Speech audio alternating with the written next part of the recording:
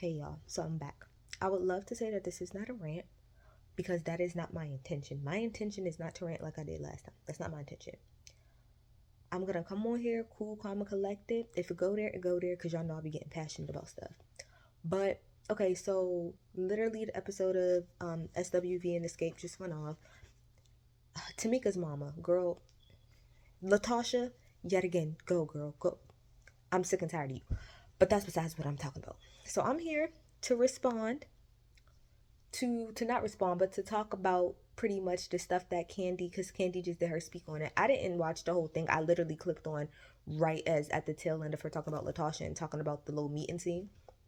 Thank God her videos be long. Sorry, Kandi, your videos long as hell. Um, and I just want to respond to some of the things that she responded to. So if y'all don't know, when Kandi do speak on it, and I only just started watching it, I know she does it for the housewives, but I only just started watching it now because, again, as y'all know, I don't really care for Kandi, so I don't really care. But I do find it interesting what she has to say about like her group and stuff, because I do feel like Latasha is that ass wrong. So I do be feeling like, and I do think that Kandi gets blamed for a lot of stuff from Latasha. So I do be interested in hearing her point of view. But for the most part, when Kandi speak on it, I mean, to be fair, it is her speaking on it. It's a lot of her pretty much like, mostly like defending herself. Um, it's mostly just her defending herself, and that's fine. If we have the right to say what we want to say, you got the right to defend it, girl. So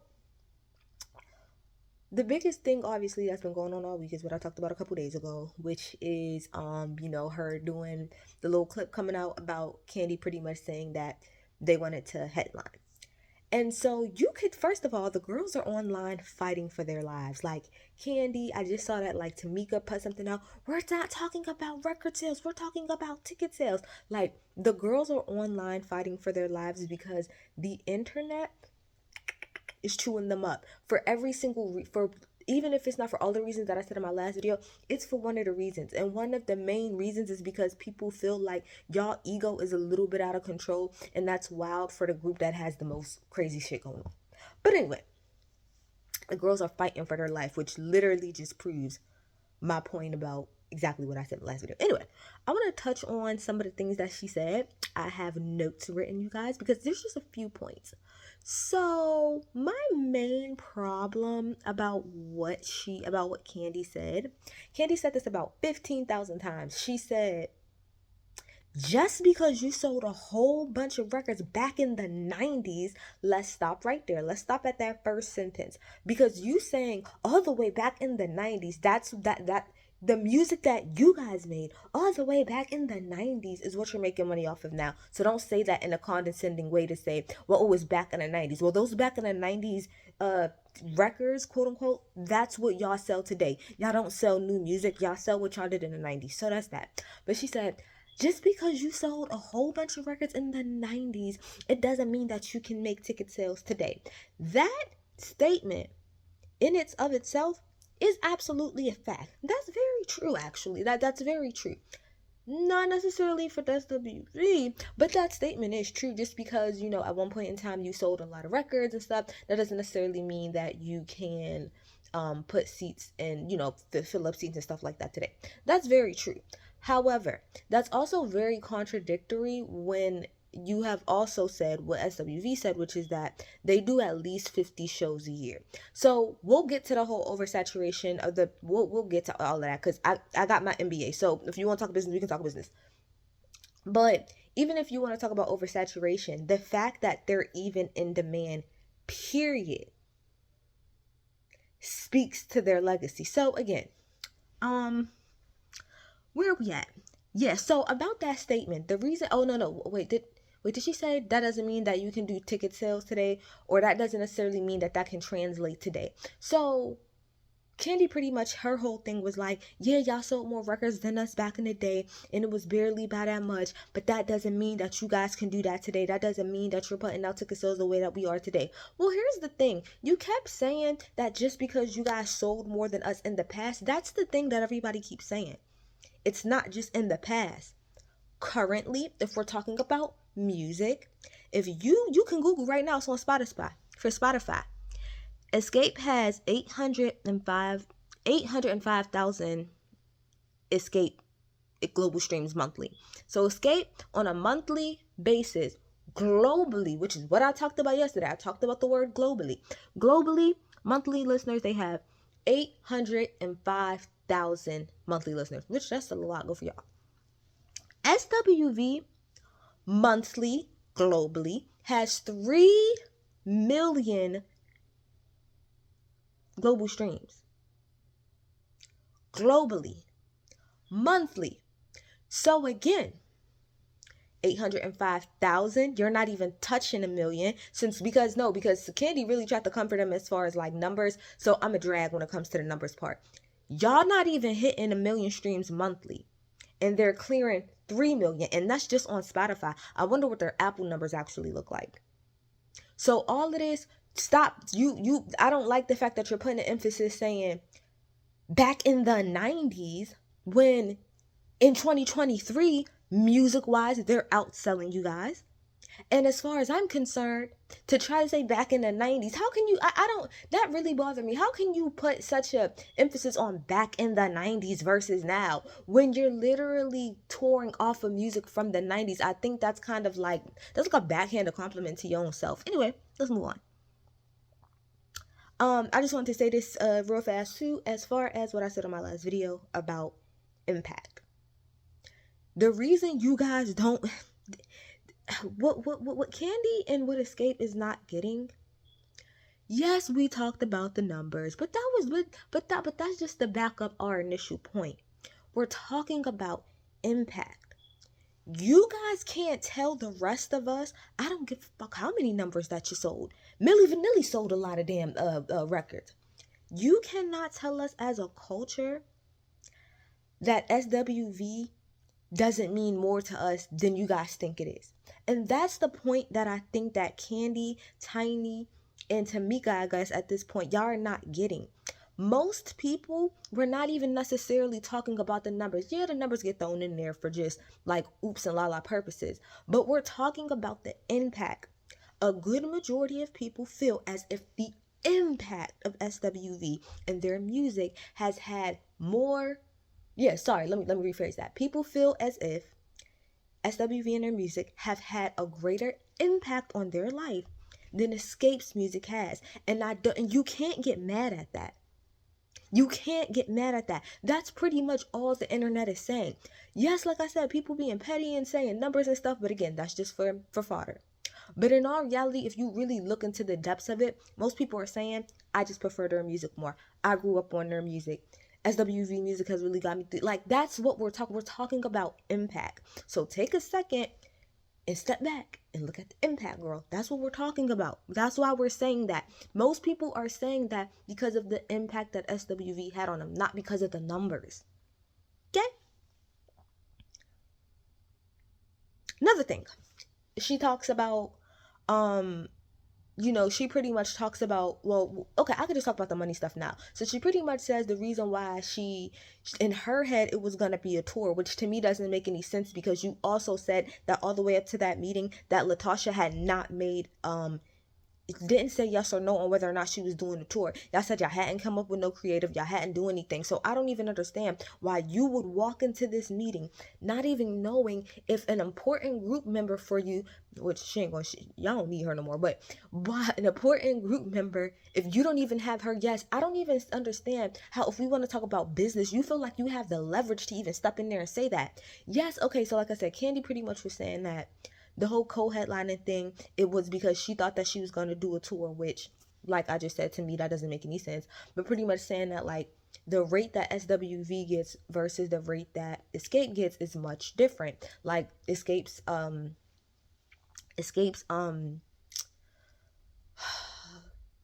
fee or whatever the hell they charge is more the SWV. So her whole thing was, I don't want to bring us down to pretty much what it is that you guys are making. Okay, so a couple of things about that. I didn't mean to get this to the end, but a couple of things about that. First of all, you want to talk about demand and oversaturation and stuff like that. SWV fixed their problems a long time ago. A long time ago, SWV fixed their problems. And even when they didn't fix their problems, they were still doing stuff here and there with each other. I think their show was like 2000 and was it 14 or something like that. I don't know, it was something like that. But they definitely, SWV as a group, got together and fixed their issues before you guys ever did. That's number one, okay? So meaning you guys just got back together not that long ago, a couple of years ago. So yes, if you want to talk about as far as the man is concerned, yes, but that's because you guys have just got back together. That's like if that's kind of like what happened with B2K, pretty much, right? Wasn't nobody on a regular checking for B2K? Not really. Not really. No, oh sorry, let me compare. Sorry. B2K and Pretty Ricky, right? Pretty Ricky, for the most part, has always been a group and they've been together. They've been doing what it is that they need to do. B2K in particular, nobody has seen them in damn near 20 years. But when it was time to actually go on tour, right? Of course, they're going to be the main draw because nobody has seen them together in a long time. So yes, that is kind of part of it. Part of it is not just the fact that, oh, y'all are better in this way. The point of the matter is that y'all just got back together. So yes, your fans are going to be excited about the group that they love getting back together. So that's why in the past couple of years, you guys have got a much bigger bag because Coco and them been figured they shit out. Give it another 5. Put it like this: if SWV was to stay together right now, give it another 5 years. Y'all won't be still getting that same bag because at that point the fodder has died off.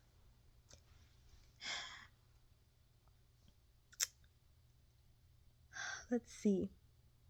I will agree though that when it comes to SWV, that their biggest issue would, I guess, be marketing and how they market themselves. But that's the thing; they do shit completely different than y'all. It's not even so much that Coco and them is not necessarily on TV, but they're not. But they also don't really even take part in social media. Like if you go to Coco social media, like they don't really post all like that. Y'all are very active online. I'm not saying that that's anybody's that's Xscape should be tarnished for that. Not tarnished. What the word I'm looking for? She get a ding for that. But I'm just saying, if SWV had better marketing, girl. Okay, as like I said, as far as the fee is concerned, I feel like Kandi, if you're such a great businesswoman and y'all and you and Tiny all of that, I feel like before this show even happened, you should have did your due diligence and figured out how much they make a show. And I do not want to hear the bullshit of, oh, well, we didn't talk to them, so we don't know. Everybody in the industry knows about how much everybody gets. That's just a fact. I'm not saying everybody knows everybody's exact fee, but almost everybody in the industry, if you work within a certain sector, a certain industry, you work on certain festival sets, you know round about what each person is getting. Because then how the hell do you decide what you get? So my thing is, you should have did your due diligence, talked to a couple people and said, and I'm saying this is if we want to go Kandi's route. You should have talked to a couple people, figured out, okay, they're getting what, $100,000 a set or something like that. Okay, well, we're all getting $1 million a piece to do this. So that is way too off for me. I don't think we'll ever be able to negotiate for that. Let's not even try to go down this route. That's number one. Number two. My main thing about this, like I said from the beginning, is the fact that this is supposed to be a joint situation. The fact that you can feel like y'all make whatever it is that y'all want to make. The fact that that's why it's called negotiations. Y'all could have easily gotten to negotiations. My thing is, I think it's weird that Kandi even feels like they had to drop down to SWV's level. How do you know? Because like I said, one of SWV's main problem is their marketing. I'm pretty sure if y'all would have worked it out and y'all got good enough managers, they would have probably been able to bump SWV up. Not necessarily have to drop y'all. They probably would have been able to find a good ass middle ground for both of y'all. Because my thing is, this is how I feel. If y'all think y'all gonna get the bag that y'all get now with just y'all, just Xscape, what the hell do y'all think would be offered if SWV comes with y'all? Look at the show in itself. The show in itself has garnered so much attention, so much everything. So my thing is, look at what the show has done. You really think that having SWV next to your name wouldn't increase everybody's back across the table? Who's to say? What did you talk to one, two people? I don't understand. I feel like in a joint tour, in a joint situation, you guys work together to find something that works for both of y'all. And that just doesn't seem like it was ever on the table the way that Kandi puts it. We're not going to drop down to what they make. How do you know that y'all couldn't easily bumped up whatever you think it is that they make? How you know that they couldn't got bumped up? What do you mean? So pretty much what you're trying to say is that y'all are bringing down our worth, which is bullshit. Bullshit. Bullshit. Okay? What else do I have here?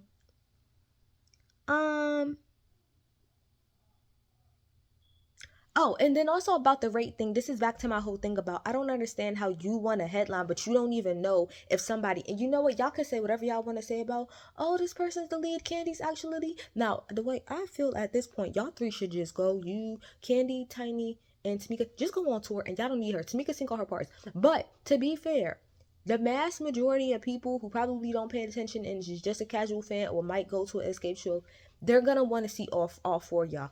Tasha got a bad attitude and everything, so maybe that might not be a problem now. But the point of the matter is, most people are gonna want to see all four of y'all. You cannot tell me, Kandi, that y'all get the same rate when it's three of y'all versus four. I refuse to believe that. I refuse to believe that if y'all are getting $1 million apiece, that if Tasha does not show up, who a lot of people, whether Kandi likes it or not, a lot of people do look at Tasha as the lead of that group. A lot of people don't at this point, but a lot of people do.